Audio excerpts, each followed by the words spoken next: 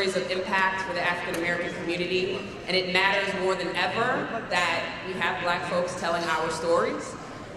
We are one of the few Black media organizations owned by an African American, so I think that's also something important to note. But the griot, it's a West African term that stands for storyteller, and it's very important that we tell stories that connect the past with the present so we understand the context of the world that we are living in. So we're going to talk a little bit about education today and the connection between what has happened in the past as a movement and where we are right now. And I would love for you to give a warm welcome to these three amazing education experts and activists that we've assembled today. So first, I would like to welcome Dr. Howard L. Fuller, who's a professor of education at Marquette University, civil rights activist. The list goes on, but we're so happy to have you. I'd also like to welcome Chris Stewart, who is the president and CEO of the Wayfinder Foundation, but also very active writer as well. Follow your work on Twitter. And a warm welcome to Salome Thomas L., or Principal L, as we like to call you. Welcome. So good to see you. Yeah, you got your own theme music today. All right, so we're going to jump right in. I want to ask each of you to reflect on this question of the movement. And when you were earlier in your education careers or first drawn to education, what was the movement at that time in education? And Dr. Fuller, if you would like to start us off. Let's make sure we have a mic as well.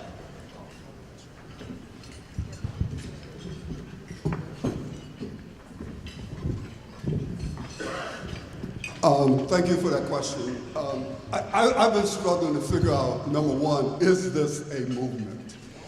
And the reason why I'm struggling with it is because if it is, it's the first movement that I've ever seen that has not been led by the people to whom the movement is supposed to be about. So, for me, education is about liberation. And it's hard to understand how some other people are going to lead you to your liberation.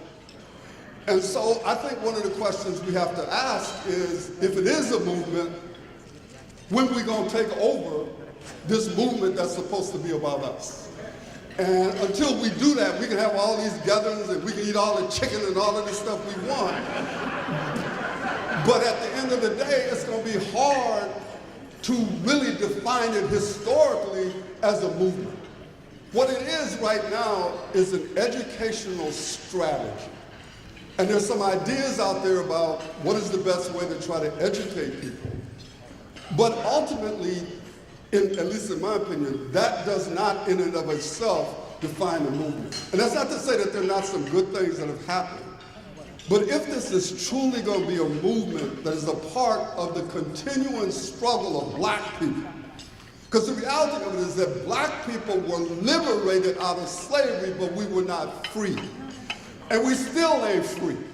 And so that the struggle for freedom goes on even while you have at least technically been liberated. So the question is, how is this education strategy that we are a part of, how does it fit into our continuing struggle to be free? And Leron Bennett, in his book, Making a Black America, he talked about Black people in slavery being in history's hard place. There was no possibility of escape. There was no possibility that we had to win. So what we had to do was to stay focused, and I guess you always say stay woke, and figure out how to pursue lines of organization and hope. And so that's where I see that we are. All right. And Dr. Fuller, was there ever a moment of organizing around education in your career that particularly inspired you, where you felt like there was some momentum and some change happening that you can just kind of reflect on and remember? Yeah, it was because of the late Polly Williams. And Polly Williams was a Black Democratic legislator from Wisconsin who in 1988 stood up and said, Black people, low income and working black parents, ought to have choice. And so I was back there in 1988, 89 saying, yeah, black people ought to have choice. But it's amazing to me the number of black people who don't want to have choice, who keep talking about, oh no, we shouldn't have that. We should just make sure that the traditional system works. If you even relatively conscious in America, you know that black people, it has never worked for black people to have only one option to do anything.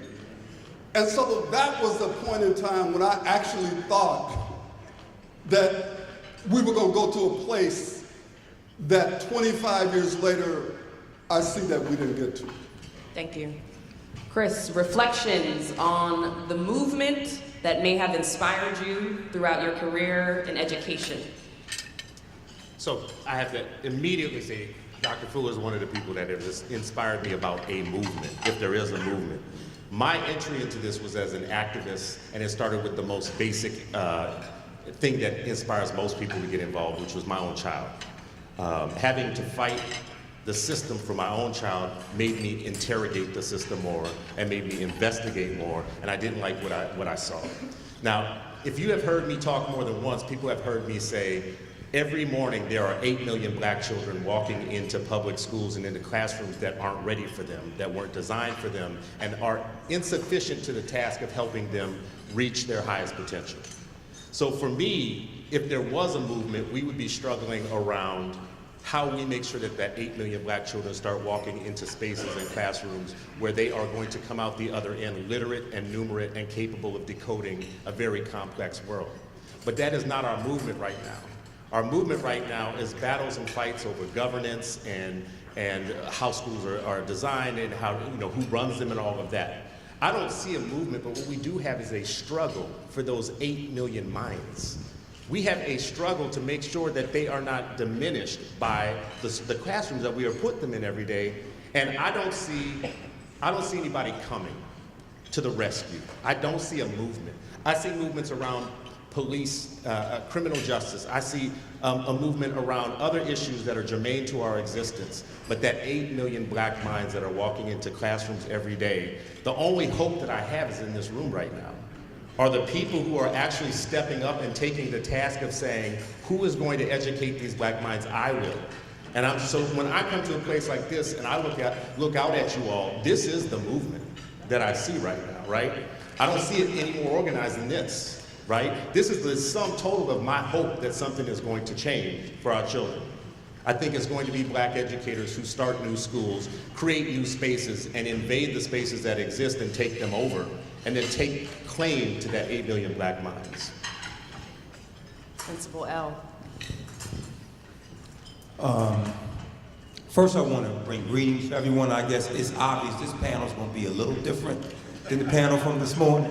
After hearing Dr. Fuller, I know somebody's going to leave here today on fire to be able to go back to their schools or their communities and really talk about a real movement. We've been lulled to sleep, so I agree, 110%.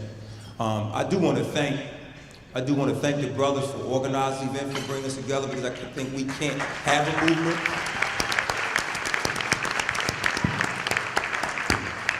Sharif El-Mekki, if you're out there wherever you are, 15 years ago, Sharif and I were principals here in Philadelphia, and we organized a group. We had 10, 15 black male educators inside William Penn High School with Mr. Hurd and other brothers, and we talked about someday being able to look into an audience of black male and males of color, and being able to talk about the next steps to reclaim our glory, and we know that happens through our young people.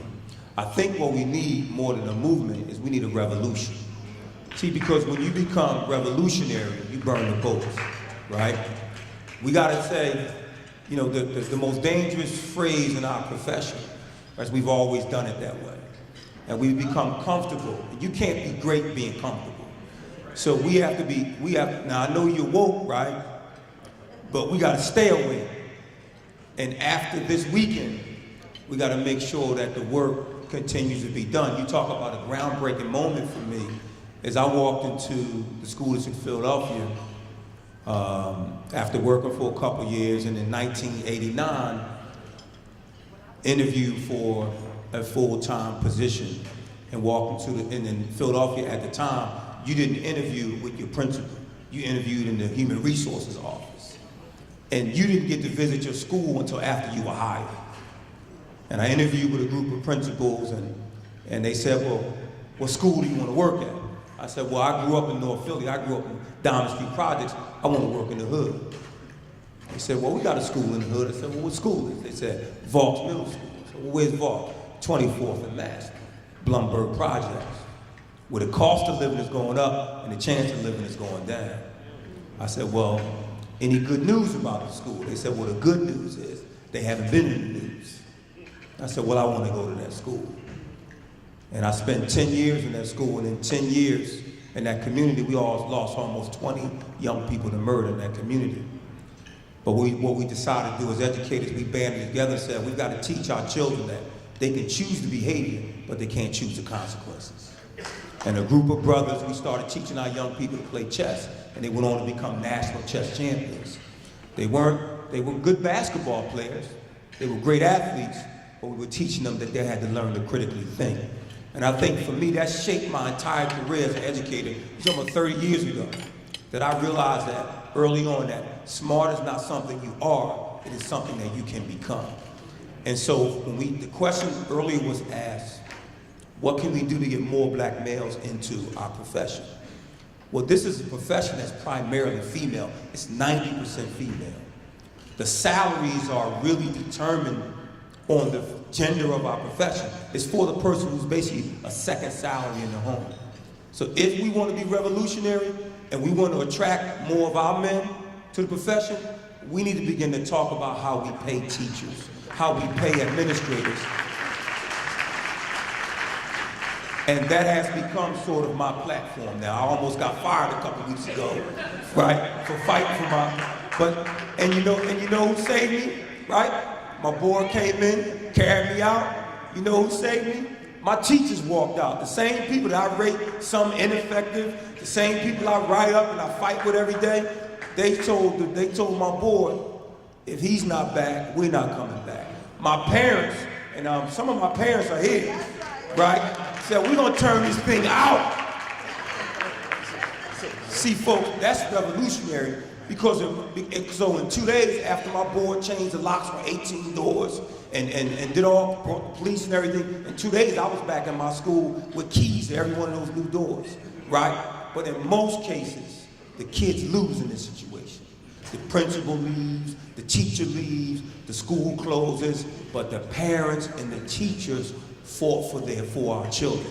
And so if we're truly going to begin a movement, we must include our parents and our teachers in this conversation. There should be nothing about us without us. So I want to thank you for being here, because we need the corporate fellowship, but I think it must go beyond this conference.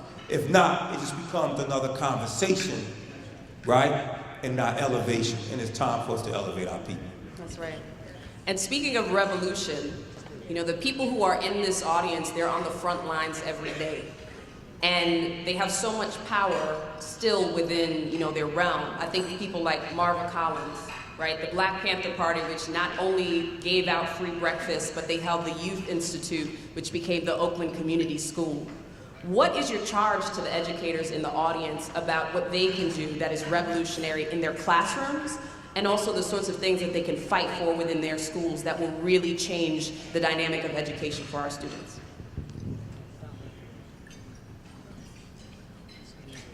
You gotta go first every time. I'll jump in on that one. I have to be a critical friend to educators, because I have a lot of trust and faith in the work that you all do, but I don't think that every one of us that's in the system is exactly woke. I think some of y'all like go into the systems and you become part of the system, right? And I actually, it's just like with black police officers or black prison guards or black members of any system, you can either go there to transform it or it can transform you, right? So what I'm expecting when I look at a room like this of sharp black men who are educated and they're going to go out and educate is for you to decide which one of those roles you are going to play when you get on the inside. Are you going to transform the system, or is it going to transform you? Now, I have to say something a little negative, and I'm going to admit that it's negative before I say it, which is there are two frames that I think we use for education. One of them is wrong and one of them is right to me. I think we keep using the civil rights frame for how we should change education, and I think it's the wrong frame. I think the abolitionist frame is actually the proper frame, right? So let me explain that. With civil rights movement, it was predicated on the idea that the system was basically good, but with a few tweaks and some adjustments, it could be made great for everybody. The abolitionist movement was born on the fact that they knew the system was bad, it was wrong, it was immoral, and it must be stopped. That is a different level of moral clarity about your mission. I actually would love to see fewer civil rights educators and more abolitionists in the system and out of the system. Now, when I say that, it'd be easy to say, well, Chris, that sounds a little provocative and you're just trying to be hot-headed about it. We can't abolish public education. I'm not saying abolish public education, but what we have right now is not public education. It's the education of a few within the public, and all the rest have to take the scraps. We need to abolish that, right? The first step I see in abolishing that is you all becoming, you have to infiltrate and double cross. You got one mission in life, that's it. Infiltrate and double cross. Wow. I told you it's going to be different. Yeah, talking revolution. Dr. Fuller, you have anything to weigh in on that? Revolution from the classroom. Yeah, just a couple of small things. The first thing is I also want to thank all of the brothers who made this possible, but also want to thank all of the sisters who were working with the brothers to make this possible. Amen. Because we don't want to make the same mistakes that they made back in the day and didn't talk about all the work Ella Baker was doing, and so we can't repeat that. The second thing I want to say is I love the fact that I see all of these black men here and sisters too, but I want to say that while we're talking about saving black males, our girls are in pain out here in America. And as black men, that's also something that we ought to be deeply concerned about. Because when I come into rooms like this, people, and I know young people today talk about intersectionality and all of that. My intersectionality is being black. That's where my intersection starts, and frankly, that's where it ends. And all of these other intersectionalities are important, but I go back to what Malcolm said. You catch hell in America because you're black. Right. And we got to remember understanding that for a lot of us it begins there. The third thing I want to say is, I want to take this part of what Chris said. Please understand the difference between public education and the system that delivers it, because they're not the same things. So that the Philadelphia public school system is not public education, it's a delivery system. And since it wasn't created by God, hell, we could change it. And so what happens is they start getting you to believe that because you want something different, you against public education. No, you for the public being educated. You just think there's a variety of different systems that can be used to deliver on that promise.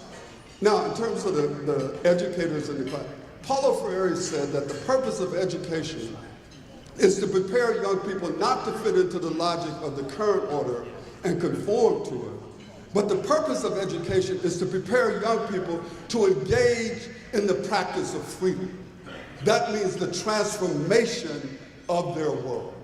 And so you as teachers, black teachers with black children, you may be the only saving grace that they have on a given day. And so before you teach them, love them.